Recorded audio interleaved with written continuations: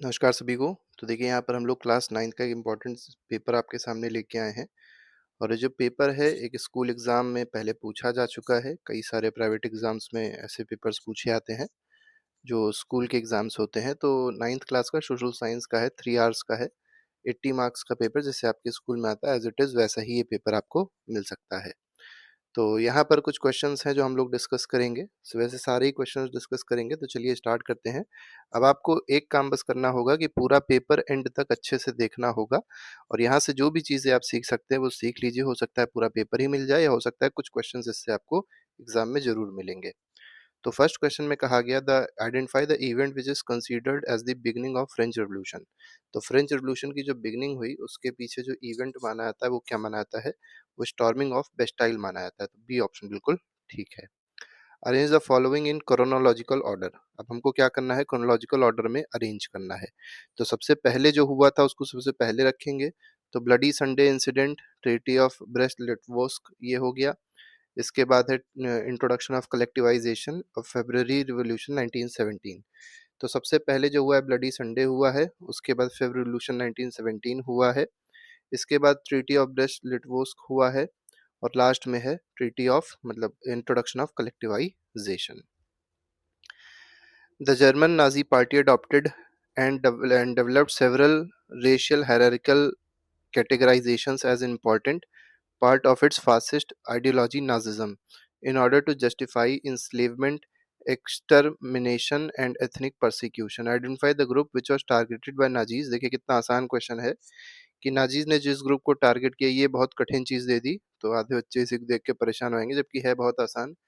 कि नाजी ने जिस ग्रुप को टारगेट किया था वो ज्यूज थे, रोमा थे और माइनॉरिटीज थे कुछ। विच of the following is correct longitude extent of India. तो लॉन्गिट्यूडनल एक्सटेंट पूछा गया इंडिया का क्या है?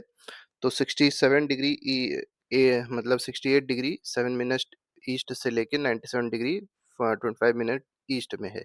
ईस्ट क्यों कहते हैं? क्योंकि हम लोग मतलब इंडिया जो है वो ग्रीनविच मीन टाइम के ईस्ट में आता है, इस वजह से यहाँ पर ईस्ट है। The western coastal strip of India divided into different section which are running parallel to western Ghats. Recognise the western coastal strip mark near south of Goa. तो गोवा के साउथ में आपको कौन सा कोस्ट मिलेगा? कन्नड़ कोस्ट मिलेगा, ये बात याद रखिएगा। What does the term Republic mean in context of Indian constitution. Republic का मतलब क्या होता है, ये पूछा गया है। रिपब्लिक का मतलब होता है कि हेड ऑफ स्टेट जो होगा वो इलेक्टेड होगा। जैसे इंडिया में हेड ऑफ स्टेट कौन है? प्रेसिडेंट है। तो प्रेसिडेंट कैसी पोस्ट है? इलेक्टेड पोस्ट है। विच of the following drainage system is found in peninsular reason of India. तो कौन सा ऐसा ड्रेनेज सिस्टम है जो पेनिनसुलर रीजन में पाया जाएगा? पेनिनसुलर रीजन मतलब ये वाला जो रीजन है, इससे मेनली बात हो रही है। तो गंगा ब्रह्मपुत्र ड्रेनेज बिल्कुल गलत है। गोदावरी कृष्णा महानदी ये बिल्कुल ठीक है। तो बी ऑप्शन सही है इसमें।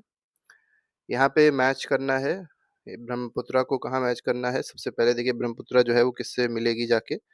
ऐसे आप इसको समझ सकते हैं कि जो ब्रह्मपुत्र है ये असम और बांग्लादेश से फ्लो करती है, तो डी से मैच हो जाएगा।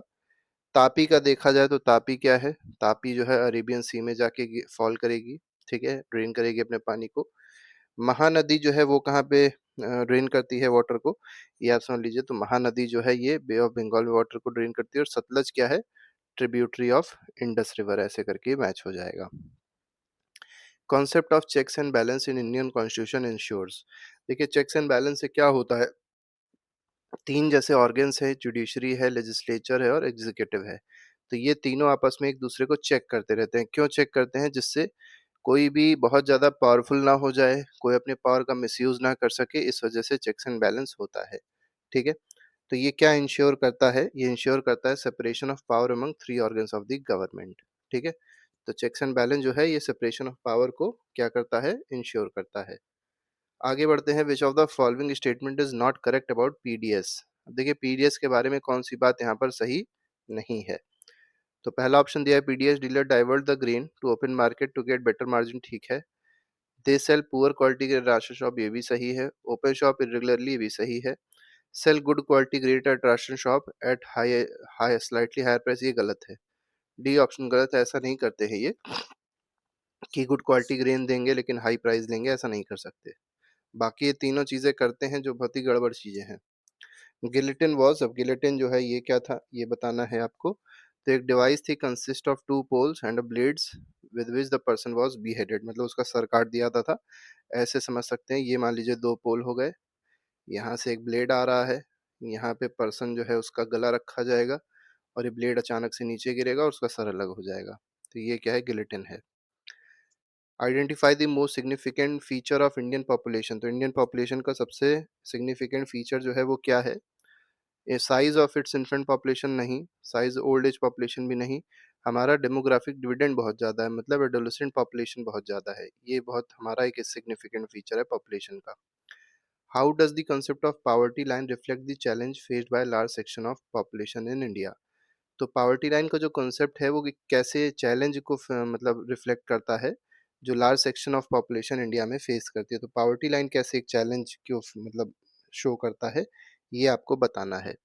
Helps in identify total number of people living in poverty नहीं, helps the total amount of wealth available in the country नहीं, it sets a specific income threshold to determine who is considered poor often including many who are vulnerable but not below the poverty. ये बिल्कुल सही है, C option इसमें सही है।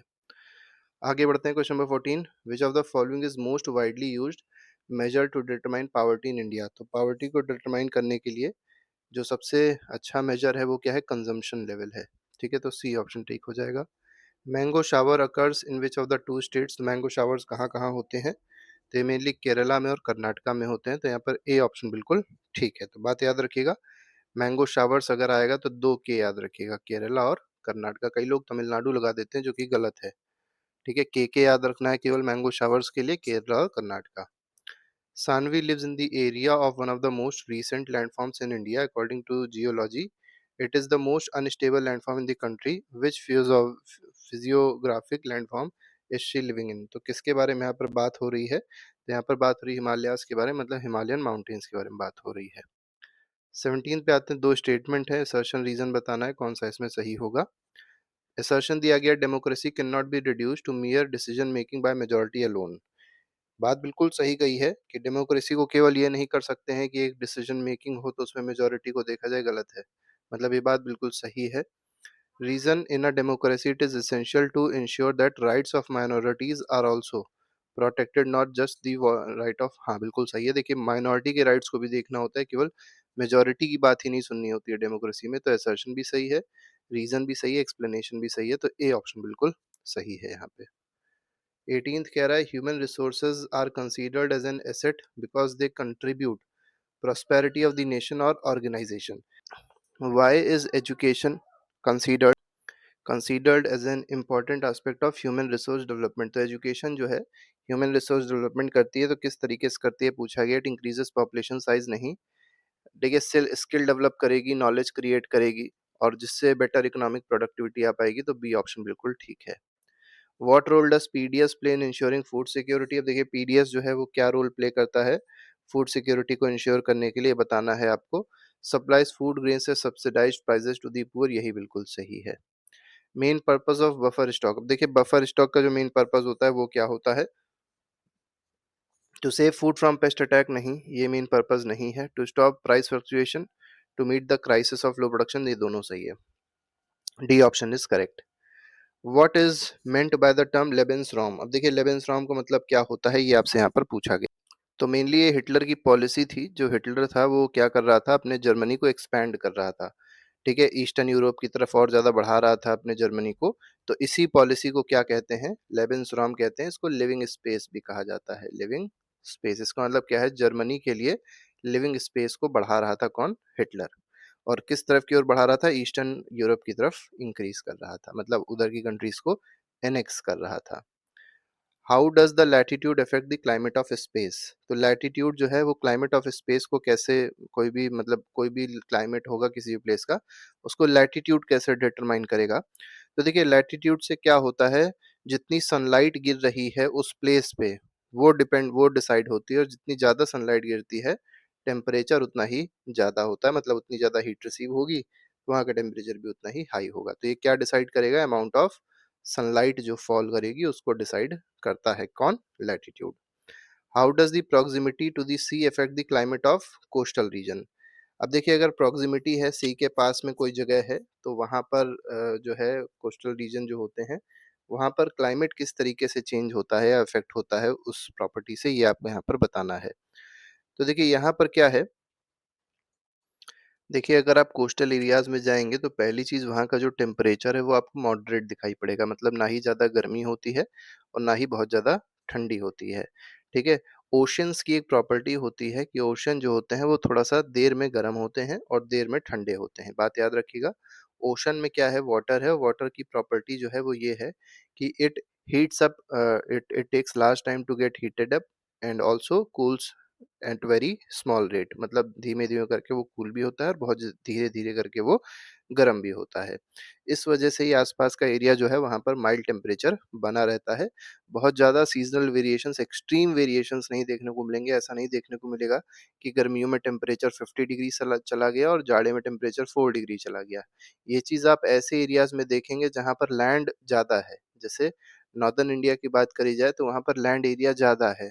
तो land जो क्या है कि जल्दी गर्म हो जाता है और जल्दी ठंडा हो जाता है। इस वजह से एक्सट्रीम टेम्परेचर वेरिएशंस आपको देखने को मिलेंगे नॉर्दर्न हेमिस्फीयर पे। लेकिन यहाँ पर क्या है, ओशियन वाटर है, मतलब ओशियन की प्रेज़ेंस है जिसकी वजह से क्या होता है, बहुत धीरे-धीरे करके वहाँ पर सनलाइट जो है वो हीट एब्ज़ॉर्ब करती है और धीरे-धीरे करके रिलीज़ करती है। इस वजह से ऐसा वहाँ पर मॉडरेट टेम्परेचर देखने को मिलता है। ठीक है? आगे बढ़ते हैं, question number 23। Chinappa was convicted of torturing his wife for dowry. तो चिनप्पा को कन्विक्ट किया गया कि वो अपनी वाइफ को टॉर्चर कर रहा था डाउरी के लिए। Satbir was held guilty of practising untouchability.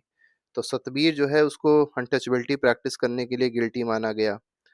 अब क्या कहा गया है, the court did not allow either of them to contest election. Does this decision go against the principle of democratic election? मतलब आपसे पूछा गया, इन लोग को अलाउ नहीं किया गया इलेक्शन कंटेस्ट करने के लिए, कोर्ट ने नहीं अलाउ किया, तो क्या ये डेमोक्रेटिक इलेक्शंस के खिलाफ है? तो देखिए ये डेमोक्रेटिक इलेक्शंस के खिलाफ नहीं है, ठीक? क्यों डेमोक्रेटिक इलेक्शन के खिलाफ नहीं है, इसके बारे में भी आपको पता होना चाहिए। देखिए जो डेमोक्रेसी है, डेमोक्रेसी के में अगर आप कैंडिडेट्स की बात की जाए जो कंटेस्ट करते हैं इलेक्शन को, उनके अंदर कुछ एथिकल स्टैंडर्ड्स होने चाहिए, कुछ लीगल स्टैंडर्ड्स होने चाहिए, मतलब वो मॉरली, एथिकली, लीगली मतलब क्लियर होने चाहिए। ऐसे ना हो कि वो पहले से ही दोषी हैं, क्रिमिनल्स हैं और उनको अगर हम पॉलिटिक्स में लेके आएँगे तो क्रिमिनलाइज़ेशन ऑफ पॉलिटिक्स बढ़ेगा, तो इस वजह से ये चीज़ होती है। तो आपको केवल ये याद रखना है कि एथिकल स्टैंडर्ड, मॉरल स्टैंडर्ड और लीगल स्टैंडर्ड्स, इसमें जो कैंडिडेट्स होने चाहिए वो फिट बैठने चाहिए, तभी वो इलेक्शन भी कंटेस्ट कर सकते हैं। ठीक है? और अगर इनको डिस्क्वालीफाई किया जाएगा तो उससे होगा कुछ अच्छी चीज़, क्या होगा कि जो इलेक्टेड रिप्रेजेंटेटिव्स आएँगे वो जस्टिस को, इक्वालिटी को, नॉन डिस्क्रिमिनेशन को वैल्यू करेंगे, ठीक है? जो कोर वैल्यूज़ होती हैं किसी भी डेमोक्रेटिक सिस्टम में। अब मान लीजिए इन लोग को अगर इन लोग को अगर अलाउ कर देगी कोर्ट कि हाँ जाइए अपने कंटेस्ट करिए इलेक्शन को, और इनके पास मान लीजिए पैसा बहुत ज़्यादा है, मसल पावर बहुत ज़्यादा है, तो ये जीत भी जाएँगे। और जब ये जीत जाएँगे और जब ये मतलब पॉलिटिक्स में आएँगे, मतलब पार्लियामेंट में या लेजिस्लेचर्स में पहुँचेंगे, तो वहाँ पे भी सारे गड़बड़ काम करेंगे। अनटचेबिलिटी हो सकता है प्रैक्टिस करें, ह्यूमन राइट्स को वायलेट करें, इक्वालिटी को वायलेट करें, तो ये सारी चीज़ें वायलेट करेंगे, इस वजह से अलाउ नहीं किया जाता है।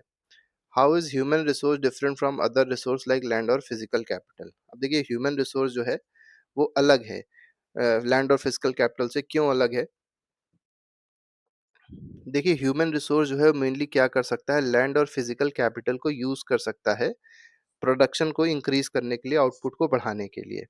लेकिन लैंड और फिजिकल रिसोर्स जो है या फिजिकल कैपिटल हो गया, लैंड हो गया, ये अपने में ही कुछ नहीं कर सकते हैं। इन पे कोई ना कोई कुछ काम करेगा तभी ये आउटपुट देंगे। लेकिन ह्यूमन रिसोर्स क्या है? ह्यूमन रिसोर्स जो है वो खुद क्या करेगा? इनको यूज़ करेगा, इनको एक्सप्लोर करेगा, इनको एक्सप्लॉइट करेगा, इनको मिस यूज़ करेगा, ऐसे समझिए, एक्सप्लॉइट मत लिखिएगा। जिससे मतलब यूज़ करने से क्या होगा? ह्यूमन रिसोर्स जब लैंड और फिजिकल कैपिटल को यूज़ करता है, तो प्रोडक्टिविटी उस लैंड की बढ़ती है, आउटपुट उस लैंड का बढ़ता है। तो मतलब ये इंडिपेंडेंट होता है ह्यूमन रिसोर्स, जबकि लैंड और फिजिकल कैपिटल जो है वो डिपेंडेंट है। ठीक है, आगे बढ़ते हैं। Explain the significance of tennis court oath in French revolution. देखिए टेनिस कोर्ट ओथ की अगर बात करी जाए तो ये 20 जून 1789 की घटना है। ठीक है, और ये बहुत ही एक सिग्निफिकेंट इम्पोर्टेंस रखता है फ्रेंच रिवॉल्यूशन में। मेनली हुआ क्या था कि जो कॉमनर्स थे या जो थर्ड स्टेट्स थे उनको अलाउ नहीं किया जा रहा था बोलने को, मतलब अपनी बात रखने को। जो स्टेट जनरल की मीटिंग चल रही थी उसमें अलाउ नहीं किया जा रहा था कि कॉमनर्स या थर्ड स्टेट्स अपनी बात रख सकते हैं। तो ये लोग वहाँ से एग्ज़िट कर जाते हैं और टेनिस कोर्ट में जाके मिलते हैं सब के सब। और टेनिस कोर्ट में मिलके वहाँ पर क्या करते हैं, एक ओथ लेते हैं, स्वर करते हैं, मतलब एक तरीके से वचन लेते हैं सबसे, या ये कह सकते हैं दे टुक ओथ, एक ओथ टाइप की लेते हैं।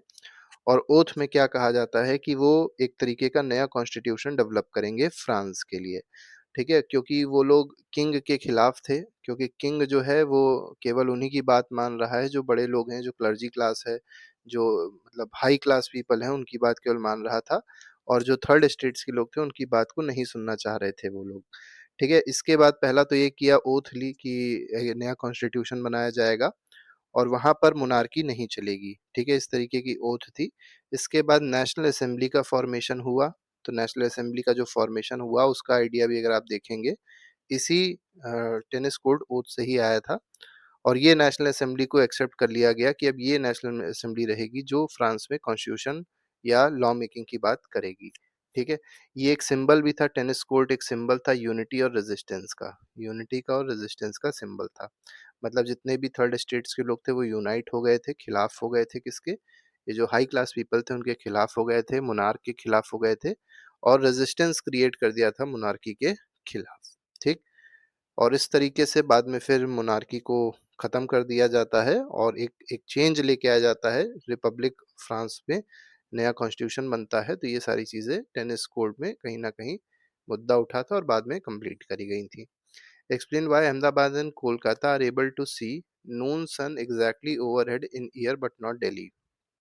देखिए, अगर यहाँ पे अहमदाबाद और कोलकाता की बात करी जाए तो जो दोपहर का सन होता है, ये आपको बिल्कुल सर के ऊपर दिखाई पड़ता है, लेकिन दिल्ली में ऐसा नहीं होता है।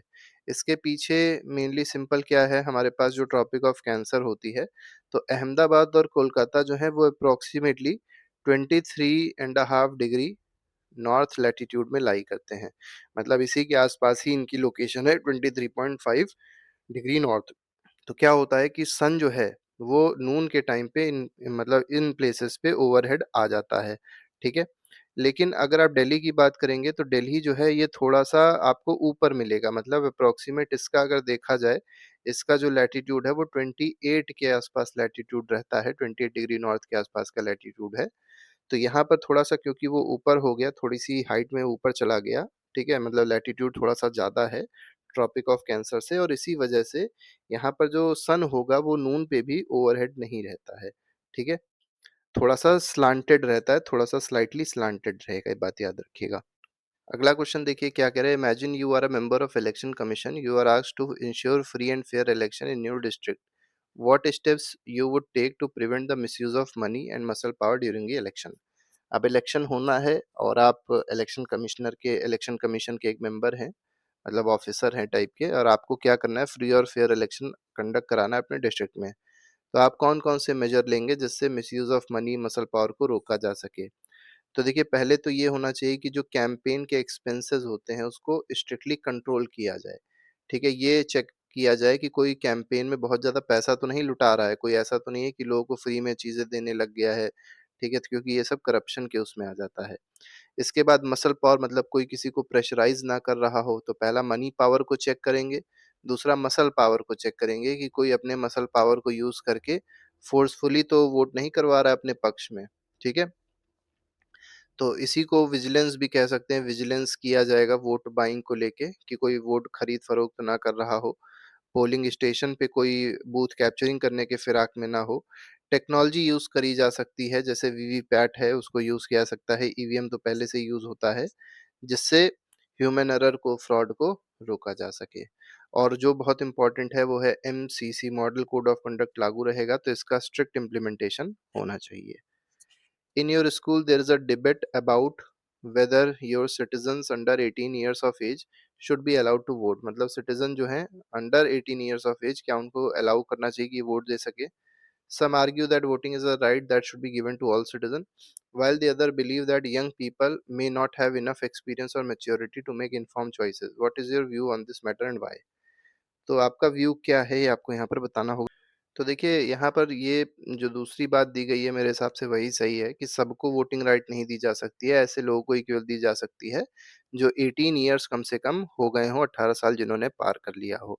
क्योंकि एक लेवल ऑफ मैच्योरिटी और अवेयरनेस होती है जो बहुत ज़्यादा ज़रूरी होती है, वोट देने के लिए, डिसीज़न लेने के लिए और जो इनमें आ जाती है, ठीक है? लेकिन अगर यंग की बात करी जाए तो उनको बहुत ज़्यादा सोशल और पॉलिटिकल मैटर से कोई मतलब ख़ास होता नहीं है।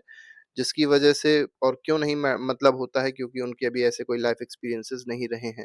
ऐसे कॉम्प्लेक्स इश्यूज़ उन्होंने फेस नहीं किए हैं, ठीक है? तो इस वजह से कहीं न कहीं जो इलेक्टोरल पॉलिसीज़ हैं, इलेक्टोरल जो मतलब एक स्पिरिट है वो कहीं न कहीं मिसमैनेज हो सकती है, डिसबैलेंस हो सकती है।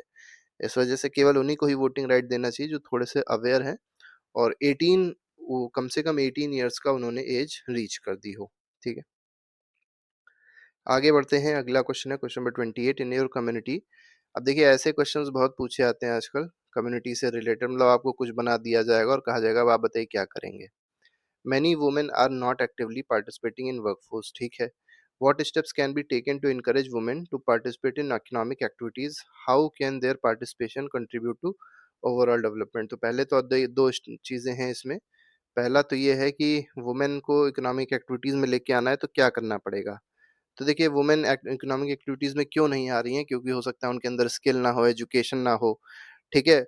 अवेयरनेस ना हो, इकोनॉमिक ग्रोथ ना करने की चाहत हो, तो इन सब चीज़ों को पहले डेवलप करना पड़ेगा। तो पहले क्या करना पड़ेगा? Access to education, education provide करनी पड़ेगी, स्किल डेवलपमेंट प्रोवाइड करना पड़ेगा, ठीक है? टेक्नोलॉजी से उन्हें जोड़ना पड़ेगा। अब जैसे मान लीजिए वो लोग कोई चीज़ बना रही हैं, तो उसको वो लोग ऑनलाइन सेल कर सकें, ठीक है? तो ये टेक्नोलॉजी से उन्हें जोड़ना पड़ेगा।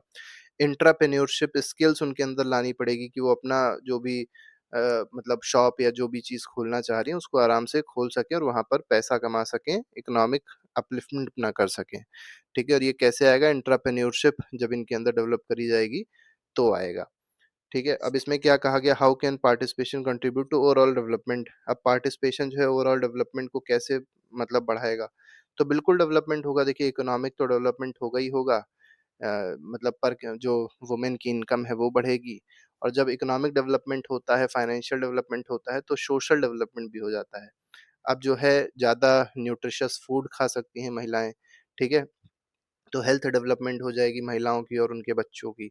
दूसरा ये है कि उनके अंदर एम्पावरमेंट आ जाएगी, तो कोई उनको प्रताड़ित नहीं कर पाएगा। घर में अगर डोमेस्टिक वायलेंस हो रही होगी, तो वो सब चीज़ें खत्म हो जाएँगी, ठीक है? तो और भी बहुत सारी चीज़ें हो सकती हैं, जिसको आप यहाँ पर जोड़ सकते हैं। Explain the function of judiciary in a democratic system. तो देखिए जुडिशरी जो होती है उसका डेमोक्रेटिक सिस्टम में फंक्शन क्या होता है ये आपसे यहाँ पर पूछा गया। तो जुडिशरी के फंक्शन बहुत सारे होते हैं, जैसे पहली चीज तो ये लॉ को इंटरप्रेट करता है या लॉ को चेक करता है कि लॉ जो है that is not against the constitution. अब जैसे लेजिस्लेचर ने मान लीजिए कोई लॉ बनाया, पार्लियामेंट ने कोई लॉ बनाया और वो आपके फंडामेंटल राइट्स को ही कर्व कर रहा है, तो ऐसे लॉज को क्या करती है जुडिशरी तुरंत ही नल एंड वॉइड घोषित कर देती है। तो यही है, पहला तो लॉ को चेक करना, दूसरा आपके फंडामेंटल राइट्स को प्रोटेक्ट करने का काम भी जुडिशरी का है। तो जो इंडिविजुअल राइट्स होते हैं, सिटीजन के जो राइट्स होते हैं, उनको प्रोटेक्ट करने का काम जुडिशरी का है। तो मतलब कोई भी स्टेट या कोई भी गवर्नमेंट जो है वो पर्सन के जो सिटीजन्स हैं उनके लॉस को कर्व नहीं कर सकती है, वॉयलेट नहीं कर सकती है। इसके बाद डिस्प्यूट रेज़ोल्यूशन एक बहुत बड़ा काम होता है, फंक्शन होता है इनका। अब डिस्प्यूट किसके-किसके बीच में हो सकता है? 2 स्टेट के बीच में हो सकता है, ठीक है? जैसे इंडस वाटर मतलब इंडस वाटर नहीं, water sharing treaties, water sharing के से रिलेटेड कई बार केसेज़ हो जाते हैं, जैसे Krishna river water sharing, Kaveri water sharing, तो इससे रिलेटेड 2 स्टेट्स में मान लीजिए लड़ाइयाँ चल रही हैं। वो कह रहा है नहीं हम इतना पानी नहीं देंगे, तो दूसरा कह रहा है हमको इतना ही चाहिए। तो स्टेट के बीच में अगर डिस्प्यूट होगा तो वो सुप्रीम कोर्ट सॉल्व करती है। हालाँकि ये एक एक्सेप्शनल केस है। इसमें एक डिस्प्यूट मैकेनिज़्म अलग से बनाया जाता है। और भी तरीके के डिस्प्यूट हो सकते हैं, जैसे मान लीजिए सेंटर और स्टेट के बीच में, मतलब सेंट्रल गवर्नमेंट और स्टेट गवर्नमेंट के बीच में कोई डिस्प्यूट है। तो उसपे भी फाइनल फाइनल जो भी जजमेंट होगा वो कौन देगा? सुप्रीम कोर्ट मतलब कोर्ट देगी, ठीक है? इसके बाद एक और काम होता है, चेक्स एंड बैलेंस का काम होता है कि एग्जीक्यूटिव को और लेजिस्लेचर को चेक करते हैं कि अपना वर्क ठीक से कर रहे हैं या नहीं कर रहे हैं, ठीक है? एक्सेसिव यूज़ तो नहीं कर रहे अपनी पावर्स का, डिस्क्रिशन अपने डिस्क्रिशन में तो बदला नहीं यूज़ कर रहे हैं, तो ये सब चेक करने का काम जुडिशरी का होता है। In what ways did Nazi state seek to establish to total control over its people, explain with the example. ठीक है, तो नाजी स्टेट जो है वो टोटल कंट्रोल अपने लोगों पे कैसे एस्टैब्लिश कर रही थी, एग्जांपल के साथ आपको ये चीज बतानी है। तो देखिए मेन क्या क्या किया था नाजी लोगों ने, तो प्रोपोगेंडा क्रिएट करने की कोशिश करी थी। ठीक है, ऑपरेशन कर रहे थे, मतलब सप्रेस कर रहे थे किसको, जो इनका ऑपोजिशन था, जो नाजी को अपोज कर रहा था, ऐसी पार्टीज को ये क्या कर रहे थे, सप्रेस कर रहे थे, उनके लीडर्स को मार दे रहे थे। एजुकेशन पे कंट्रोल कर लिया था। एजुकेशन मतलब अपनी जो भी किताबें थी बच्चों की, केवल उसमें नाज़ी की आइडियोलॉजी सिखाई जाती थी। ज्यूस से मतलब लड़ाई करना सिखाया जाता था, उनको भगाना सिखाया जाता था। तो मतलब इस तरीके की चीज़ें थी। इसके बाद क्या कर दिया था, सेंसरशिप ले आए थे। सेंसरशिप का मतलब ये है कि इनके अगेंस्ट अगर कोई चीज़ लिखता था, तो उसको तुरंत खत्म कर दिया जाता था, उसको बैन कर दिया जाता था। तो मतलब नाज़ी आइडियोलॉजी के बारे में ही सारी बात होती थी जर्मनी में। उसके खिलाफ कोई नहीं बोल सकता था, ठीक है? और साथ ही साथ जो मिलिट्री और पार्लियामेंट्री ऑर्गेनाइजेशंस थे, वो इनके लिए काम कर ही रहे थे। तो ये सारे कुछ इंपॉर्टेंट पॉइंट्स थे, जिससे नाज़ी क्या करते थे, अपने लोगों पे कंट्रोल कर रहे थे, ठीक है? आगे बढ़ते हैं। इन distribution of population in India is uneven. तो पॉपुलेशन डिस्ट्रीब्यूशन इंडिया में अगर आप देखेंगे तो ये अनइवन है। Prove this statement with example. बिल्कुल अनइवन आपको देखने को मिलेगा। कुछ ऐसी जगह है जैसे हिमालयाज़ देखेंगे, ठीक है? तो हिमालयन रीजन जो है वहाँ पर पॉपुलेशन कम मिलेगी। इसी तरीके से गंगा ब्रह्मपुत्रा प्लेन देखेंगे, यहाँ पर पॉपुलेशन ज़्यादा मिलेगी। तो आप यहाँ से इस क्वेश्चन को स्टार्ट कर सकते हैं, ठीक है? मेनली होता क्या है, पॉपुलेशन जो है, डिस्ट्रीब्यूशन ऑफ पॉपुलेशन कुछ फैक्टर्स पे डिपेंड करती है। किस पे डिपेंड करेगी? जैसे ज्योग्राफी पे डिपेंड करेगी, क्लाइमेट पे डिपेंड करेगी, इकोनॉमिक डेवलपमेंट पे डिपेंड करेगी, हिस्टोरिकल फैक्टर्स पे डिपेंड करेगी कि उस जगह का हिस्टोरिकल रीजन मतलब हिस्ट्री कैसी रही है, पहले लोग ज़्यादा रहते थे या कम रहते थे, इस पे भी डिपेंड करती है। जैसे ज्योग्राफिकल की बात करी जाए, हम लोग एक-एक करके स्टार्ट करते हैं। जैसे ज्योग्राफी की मान लीजिए बात कर रहे हैं, तो ज्योग्राफी में ये वाला एग्जांपल दे सकते हैं हिमालयाज़ का और गंगा ब्रह्मपुत्रा प्लेन का, कि हिमालयाज़ जो है वहाँ पर अगर आप देखेंगे स्कार्स पॉपुलेशन मिलती है, कम पॉपुलेशन मिलती है, स्कैटर्ड पॉपुलेशन मिलती है। लेकिन गंगा मैदान पे वहाँ पर लाइफ ईज़ी है, वाटर की अवेलेबिलिटी ज़्यादा है, प्लेन्स की अवेलेबिलिटी ज़्यादा है, जिसकी वजह से जो ये जो मतलब लाइफ है वो थोड़ी-सी ईज़ी है। तो यहाँ पर क्या है, यहाँ पर जो पॉपुलेशन मिलती है वो हाइली डेंस पॉपुलेशन आपको मिलेगी। ठीक है? इसके बाद आप देखिए क्लाइमेट की बात अगर करी जाए। अब ऐसे क्लाइमेट जहाँ बहुत हार्श क्लाइमेट होता है, जैसे मान लीजिए कोई डेज़र्टेड रीजन है थार का, तो वहाँ पर थार का ऐसा रीजन है कि वहाँ पर लाइफ ईज़ी नहीं है। तो वहाँ पर पॉपुलेशन नाम मात्र के बराबर मिलेगी, हो सकता है पॉपुलेशन एक्सिस्ट ही ना करती हो।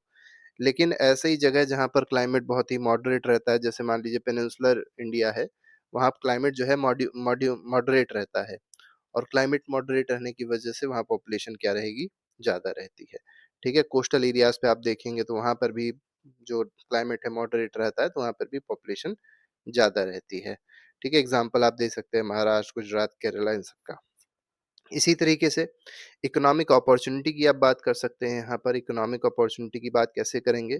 तो अर्बन एरियाज़ हो गया, रूरल एरियाज़ हो गया, इसकी बात करें। अर्बन एरियाज़ में नौकरी ज़्यादा है, एम्प्लॉयमेंट ज़्यादा है, ठीक है? मतलब opportunities, job opportunities, infrastructure, services, ये सब चीज़ ज़्यादा है अर्बन एरियाज़ में, जिस वजह से लोग एजुकेशन के लिए, हेल्थ के लिए, जॉब के लिए यहाँ पर जाते हैं। रूरल एरियाज़ में इन्हीं सब की कमी है, जिसकी वजह से पॉपुलेशन यहाँ पर कम हो गई है। ठीक है? तो इस तरीके से आप इसको आसानी से समझा सकते हैं। आगे बढ़ेंगे, अगले क्वेश्चन पे आएँगे। Examine the cause of poverty and explain any 3 measures adopted to remove poverty in India. देखिए 3 कॉजेज़ पूछे गए हैं कि क्यों होती है पॉवर्टी इंडिया में, पॉवर्टी जो है उसके पीछे रीज़न्स क्या-क्या है। तो बहुत सारे वैसे रीज़न्स हैं इंडिया में पॉवर्टी के। पॉवर्टी के अगर रीज़न्स में सबसे पहला देखा जाए तो इकोनॉमिक इनइक्वालिटी है। सबसे पहला तो ये है कि हमारे यहाँ कैसी इनइक्वालिटी है, इकोनॉमिक इनइक्वालिटी है। इकोनॉमिक इनइक्वालिटी का मतलब कोई अमीर है, कोई बहुत ज़्यादा गरीब है। क्योंकि वेल्थ जो है, वेल्थ की अगर बात करी जाए, ये कुछ हैंड्स में ही कंसंट्रेटेड है। कहा जाता है कि 10% पॉपुलेशन ऐसी है जिसके पास इंडिया की 90% वेल्थ है। तो इस तरीके से कह सकते हैं कि जो जो रिसोर्सेज हैं वो एक ही हाथ में कंसंट्रेट कर दिए गए हैं, सिंगल हैंड में कंसंट्रेट कर दिए गए हैं। कुछ ही लोगों के हाथ में कंसंट्रेटेड है, जिस वजह से इकोनॉमिक इनइक्वालिटी देखने को मिलती है। और इकोनॉमिक इनइक्वालिटी होगी तो पॉवर्टी अपने आप से आ ही जाएगी। ठीक? तो पहला तो इकोनॉमिक इनइक्वालिटी हो गया, दूसरा है अनएम्प्लॉयमेंट। तो दूसरा जो रीज़न है वो क्या है? अनएम्प्लॉयमेंट है। अब देखिए अनएम्प्लॉयमेंट कैसे? आपको पता होगा भारत में जो यंग फ़ोर्स है मतलब यंग पॉपुलेशन है वो बहुत ज़्यादा है। लेकिन अगर आप पॉपुलेशन के हिसाब से नौकरियाँ देखी जाए बहुत ही कम है। दूसरा, हम लोग के यहाँ अगर प्राइमरी सेक्टर देखेंगे तो प्राइमरी सेक्टर एग्रीकल्चर होता है, उसमें बहुत ज़्यादा लोग इन्वॉल्व हैं, जिसकी वजह से क्या होता है डिसगाइज्ड एम्प्लॉयमेंट होती है। जहाँ पर एक खेत है वहाँ पर काम एक ही लोग का है, लेकिन मान लीजिए वहाँ पर 5 लोग काम कर रहे हैं, तो काम तो एक ही लोग का था ना, तो बाकी 4 लोग क्या हैं एक तरीके से अनएम्प्लॉयड ही हैं, ये देखा जाता है। दूसरा, हमारे यहाँ मैन्युफैक्चरिंग सेक्टर जो है डेवलप नहीं कर पाया, और ये मैन्युफैक्चरिंग सेक्टर एक ऐसा सेक्टर होता है जो जो वर्कफ़ोर्स को क्या करता है एब्ज़ॉर्ब करता है, मतलब जो वर्कर्स को एब्ज़ॉर्ब करता है, लोगों को एम्प्लॉयमेंट ज़्यादा देता है।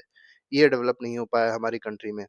सर्विसेज़ सेक्टर की बात करी जाए, सर्विसेज़ सेक्टर जो है ये सबसे ज़्यादा एक तरीके से जीडीपी में कंट्रीब्यूट करता है, तो जीडीपी तो हमारी बढ़ती रहती है, लेकिन ये एम्प्लॉयमेंट कम लोग को देता है और केवल स्किल्ड लोग जो हैं उन्हीं को ही एम्प्लॉयमेंट देता है। तो ये रीज़न्स हैं जिसकी वजह से इंडिया में पॉवर्टी बनी रहती है। इसके बाद एक बहुत इम्पोर्टेंट है कि लिटरेसी लेवल कम है, एजुकेशन कम है, स्किल्ड नहीं है लोग, ठीक है? तो जब कंपनीज़ जाती हैं लोगों के पास नौकरी देने के लिए तो पता चलता है उनके पास स्किल ही नहीं है, कंपनी से रिलेटेड, इंडस्ट्री से रिलेटेड, तो उनको नौकरी नहीं मिलती है। तो ये भी आप इसमें लिख सकते हैं। अब इसी में क्या कहा गया था, इसी में एक और क्वेश्चन था, 3 measures adopted to remove poverty in India. तो 3 मेजर जिससे पॉवर्टी को खत्म करने की कोशिश करी गई है। कुछ स्कीम्स लिख दीजिए। एमजी नरेगा स्कीम हो जाएगी, शुरुआत की है। इसके बाद आप देखेंगे तो पीडीएस है, पीडीएस मतलब पब्लिक डिस्ट्रीब्यूशन स्कीम, जो राशन शॉप्स होती है, ये प्रोवाइड किया गया है। और एक और देख सकते हैं तो प्रधानमंत्री आवास योजना हो गई, मतलब यहाँ पर फ्री हाउसिंग प्रोवाइड करी जाती है। और इसके साथ आयुष्मान भारत आप लिख सकते हैं, आयुष्मान भारत, ये मेनली हेल्थ से रिलेटेड स्कीम है। 5 लाख का इसमें इंश्योरेंस रहता है, हेल्थ इंश्योरेंस रहता है पूरी फैमिली का। और भी बहुत सारी स्कीम्स हैं, स्किल डेवलपमेंट है, स्किल डेवलपमेंट मिशन आप लिख सकते हैं, जिससे लोगों के अंदर स्किल क्रिएट करी जाती है, जिससे वो सेल्फ एम्प्लॉयमेंट आसानी से कर सकें। Various groups that are vulnerable to poverty, अब पूछा गया कौन कौन से ऐसे ग्रुप्स हैं जो सबसे ज्यादा वल्नरेबल है पॉवर्टी के, उसमें मतलब सबसे ज्यादा गरीबी किन ग्रुप्स में है। तो सबसे ज्यादा गरीबी अगर आप देखेंगे तो एससी हो गए, एसटी हो गए, तो ये सोशली वल्नरेबल ग्रुप्स हैं, ठीक है? तो सोशल सोसाइटी में जिनको थोड़ा-सा मतलब अपॉर्च्युनिटीज़ कम मिली, एससी, एसटी हैं, तो इस वजह से इनकी पॉवर्टी ज़्यादा है। जेंडर से रिलेटेड आप देखेंगे तो वुमेन जो है वो ज़्यादा वल्नरेबल हैं पॉवर्टी में, ठीक है? मेन के कंपैरिज़न में वुमेन जो हैं, उनके ज़्यादा पॉवर्टी है उनमें, तो ये आप दूसरा बता सकते हैं। दूसरा तीसरा है एल्डर पीपल जो हैं, उनमें पॉवर्टी देखी जाती है, रूरल पॉपुलेशन में पॉवर्टी ज़्यादा देखी जाती है। अर्बन पॉपुलेशन में क्योंकि जॉब अपॉर्च्युनिटीज़ ज़्यादा हैं, सर्विसेज़ के नए-नए तरीके वहाँ ढूँढ लिए गए हैं, तो वहाँ पर पॉवर्टी उतनी आप नहीं देखेंगे as compare to rural areas. इसके बाद ऐसे लोग जो डिसेबल्ड हैं, ठीक है? तो डिसेबल्ड लोग जो हैं उनमें पॉवर्टी ज़्यादा देखने को मिलती है, क्योंकि वो अच्छे से एजुकेशन नहीं ले पाते, सोशल इंक्लूजन उनका नहीं हो पाता है, जिसकी वजह से प्रॉब्लम बनी रहती है। और एक और चाहे तो आप एक्सप्लेन कर सकते हैं, अनऑर्गेनाइज़्ड जो वर्कर्स होते हैं उनमें भी पॉवर्टी देखने को मिलती है। Right to constitutional remedies is the heart and soul of Indian constitution, justify this statement. अब देखिए आपसे कहा गया राइट टू कॉन्स्टिट्यूशनल रेमेडीज जो है आर्टिकल 32, ये हार्ट और सोल है इंडियन कॉन्स्टिट्यूशन का, आपको क्या करना है, इसको जस्टिफाई करना है। देखिए यहाँ पर आर्टिकल 32 की बात करी जाए तो आर्टिकल 32 जो है राइट टू कॉन्स्टिट्यूशनल रेमेडीज होता है, राइट टू कॉन्स्टिट्यूशनल रेमेडीज होता है। अब राइट टू कॉन्स्टिट्यूशनल रेमेडीज का मतलब ये होता है कि अगर मान लीजिए आपका कोई फंडामेंटल राइट है जो वायलेट किया है किसी स्टेट ने या किसी पर्सन ने, तो आप उसके खिलाफ, मेनली स्टेट की बात ही होती है, पर्सन की बात नहीं होती है, ठीक है? तो अगर किसी स्टेट ने, स्टेट मतलब गवर्नमेंट ने आपके फंडामेंटल राइट को वायलेट कर दिया है, तो इसके खिलाफ आप कहाँ जा सकते हैं, डायरेक्टली सुप्रीम कोर्ट में जा सकते हैं और ये बताएँगे सुप्रीम कोर्ट में कि ऐसा-ऐसा हमारे साथ हुआ है, तो सुप्रीम कोर्ट क्या करेगी, आपको मतलब एक तरीके से आपके फंडामेंटल राइट को इन्फोर्स करेगी, ठीक है? मतलब जो भी सरकार ने, गवर्नमेंट ने ऐसा किया है, उन्होंने मान लीजिए कोई लॉ बनाया है, तो उस लॉ को खत्म करेगी, उसको लॉ को चेक करेगी, ये काम करेगी, ठीक है? इससे क्या होता है, एम्पावर हो जाते हैं, जो सिटिज़न्स हैं, जो इंडिविजुअल्स हैं, उनको एम्पावरमेंट मिलती है, ठीक है? अगर राइट्स वायलेट होते हैं तो। अब अगर मान लीजिए ये वाला राइट ना हो, तो आर्टिकल 32 ना हो, तो आपको फंडामेंटल राइट मान लीजिए 50 मिल गए और सरकार आपके फंडामेंटल राइट्स को वायलेट करे पड़ी है, तो आप सरकार के खिलाफ तो जा नहीं सकते हो। तो सरकार के खिलाफ जाने के लिए आपको क्या कहाँ एक और राइट होना चाहिए, जो है आर्टिकल 32। तो सारे राइट्स इस राइट के बिना क्या है, नल एंड वॉइड खुद में ही है। जब तक आर्टिकल 32 नहीं होगा, मतलब जब तक आप सुप्रीम कोर्ट या हाई कोर्ट के पास नहीं जा सकते अपने फंडामेंटल राइट को बताने के लिए, या बताने के लिए कि हमारा राइट वायलेट हुआ है, तब तक सारे राइट्स का कोई मतलब ही नहीं है। ऐसे आप इसको समझ सकते हैं। ठीक है, तो ये मेनली रूल ऑफ लॉ को इंश्योर करता है। ठीक है, रूल ऑफ लॉ को, सोशल जस्टिस को इंश्योर करेगा, इंडिविजुअल फ्रीडम्स बनी रहे उनको इंश्योर करता है। तो ये सारी चीजें हैं जो आपको समझनी होती है। तो बाकी इसको अपने हिसाब से आप लोग लिख लेंगे। अगले क्वेश्चन पे आते हैं। क्वेश्चन नंबर 34 है। देखिए यहाँ पर आपको एक पूरा पैराग्राफ दिया गया है, रशियन रेवोल्यूशन से है। In year 1904 the real wages of Russian worker declined by what percentage. तो कितने परसेंटेज से जो डिक्लाइन हो गई थी वेजेस, तो ये 20% से डिक्लाइन हुई थी। पढ़ लीजिएगा। What was the demand of workers on strike at Saint Petersburg. तो सेंट पीटर्सबर्ग में वर्कर्स की क्या डिमांड थी, तो बेटर वर्किंग कंडीशन दी जाए, ये डिमांड थी। हायर वेजेस दिए जाएं, जो हर जगह डिमांड होती है, 8 घंटे की वर्किंग हो, ये सारी डिमांड यहाँ पर देखने को मिली थी। Name a few series of event that took place during 1905 revolution. तो 1905 रिवॉल्यूशन जब हो रहा था, तो कौन कौन से इवेंट्स हुए थे, तो जैसे ब्लडी संडे हुआ था सबसे पहले। ठीक है, तो ब्लडी संडे हुआ था। इसके बाद स्ट्राइक्स हुई थी, फॉर्मेशन ऑफ सोवियत का फॉर्मेशन हुआ था। इसके बाद अक्टूबर मैनिफेस्टो हुआ था। ठीक है, अक्टूबर मैनिफेस्टो हुआ था। तो इस तरीके से आप इसको समझ सकते हैं। आगे बढ़ते हैं। बफर स्टॉक से रिलेटेड देखिए बहुत अच्छा क्वेश्चन दिया गया है। आपको एफसीआई के बारे में बताया गया है, जो प्रोक्योर करता है। इशू प्राइस बताई गई, इशू प्राइस क्या होती है, मतलब जिस प्राइस पे लोगों को दिया जाता है जो भी राशन होता है, उसको इशू प्राइस कहते हैं। ठीक है, अब पूछा क्या गया, government purchases food grains through which agency for buffer stock. तो किस एजेंसी से जो है वो गवर्नमेंट परचेज करती है, ये पूछा गया है आपसे। तो ये मेनली एफसीआई से परचेज करती है। ठीक है, बफर स्टॉक के लिए एफसीआई जो है वो लोगों से जो भी अनाज होता है वो खरीदता है और बफर स्टॉक में उसको स्टोर करता है। हाँ, why does the government declare MSP every year. तो एमएसपी क्यों डिक्लेयर करती है गवर्नमेंट, ये आपको यहाँ पर बताना है। तो देखिए मेनली इंश्योर करने के लिए कि जो फार्मर्स हैं उनको एक फेयर प्राइस मिलता रहे उनके क्रॉप्स का। ठीक है, जिससे मार्केट फ्लक्चुएशन ना हो सके। ठीक है, एक मिनिमम इनकम गारंटी प्रोवाइड करती है फार्मर्स को। Why buffer stock is created by the government. तो बफर स्टॉक जो है क्यों बनाया गया है, तो मेनली फूड सिक्योरिटी को इंश्योर करने के लिए। और ऐसे टाइम पे मेनली जब शॉर्टेज हो जाए, जब डिजास्टर आ जाए, ठीक है, जब कोई फमीन आ जाए, तो उस केस में शॉर्टेज जो है फूड का नहीं रहना चाहिए, उसके लिए बफर स्टॉक क्रिएट किया गया है। ठीक है, प्राइस बने रहे वही। ठीक है, प्राइस में अनस्टेबिलिटी ना हो, प्राइस स्टेबलाइज रहें। तो ये सब चीज़ों में बफर स्टॉक बहुत इंपॉर्टेंट होता है।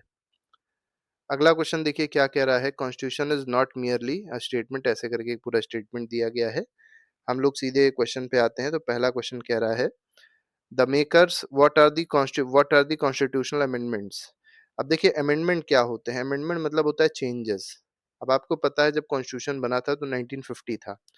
उस समय की सोसाइटी, उस समय की पॉलिटी, उस समय इंटरनेशनल रिलेशंस अलग तरीके के थे। आज आप देखेंगे तो जो भी चीजें हैं बिल्कुल बदल गई हैं। तो बदलने के साथ, जब क्योंकि सारी चीजें बदल गई, तो उसके साथ में हमारे संविधान में भी संशोधन की जरूरत होती है, चेंजेस की जरूरत होती है। और उसी को मतलब वही चेंजेस को लाने के लिए अमेंडमेंट्स किया जाता है। तो यही कॉन्स्टिट्यूशनल अमेंडमेंट कहलाता है। Mention two factors, two major aspects in the working of institutional design. दो मेजर एस्पेक्ट बताने हैं वर्किंग ऑफ इंस्टीट्यूशनल डिजाइन के, ये आपसे यहाँ पर पूछा गया। तो देखिए यहाँ पर मेनली दो, ये आप कह सकते हैं कि ये प्रोविजंस बनाता है कि कौन जो है वो कंट्री में एक तरीके से प्रोसीजर जो है, ये प्रोसीजर क्रिएट करेगा कि कौन से लोग चूज किए जाएंगे, कैसे लोग चूज किए जाएंगे, इलेक्शन के बारे में बताएगा। और दूसरा ये है जो पावर है वो किस तरीके से डिस्ट्रीब्यूटेड होगी अलग अलग लोगों में, ये भी बताएगा। तो ये दोनों चीजें आप यहाँ पर समझ सकते हैं। In what way institutional design put limit to what government can do. अब इंस्टीट्यूशनल डिजाइन के बारे में पूछा गया है, उसी में आप देख लीजिएगा, पढ़ के ही आपको चीजें मिल जाएंगी कैसे लिमिट करता है। ठीक है, ये आपसे यहाँ पर पूछा गया है। तो वॉयलेट अगर होते हैं फंडामेंटल राइट्स, तो उनके खिलाफ जो है वो जा सकते हैं सुप्रीम कोर्ट में, तो वही सब चीज़ें आप लिख दीजिएगा, ठीक है? तो इसको आप यहाँ पढ़ लेंगे तो आपको चीज़ें मिल जाएँगी। इसके बाद मैप वर्क है, मैप वर्क हमने बहुत सारे कराए हैं, उसको आप देख लीजिएगा। तो one allied power, Bastille was attacked, तो ये सारी चीज़ें आप आसानी से देख सकते हैं। Area of thorny forest, Deccan plateau, Malabar को, सांबर लेक। सांबर लेक चलिए आप कमेंट बॉक्स में बताइए कि सांबर लेक कहाँ पर है? किस स्टेट में है सांबर लेक, आप लोग ये बताइएगा, ठीक है? कमेंट बॉक्स में लिख के। तो इस तरीके से पूरा पेपर था जो हम लोग ने डिस्कस किया। इसके अलावा और भी कई सारे एमसीक्यूज़ हैं जो पहले से ही प्लेलिस्ट में लगे हैं, जिसको आप जाके देख सकते हैं और अपना रिवीजन अच्छे से कर सकते हैं। अभी के लिए फिलहाल इतना ही। Thank you very much. Good bye. जय हिंद।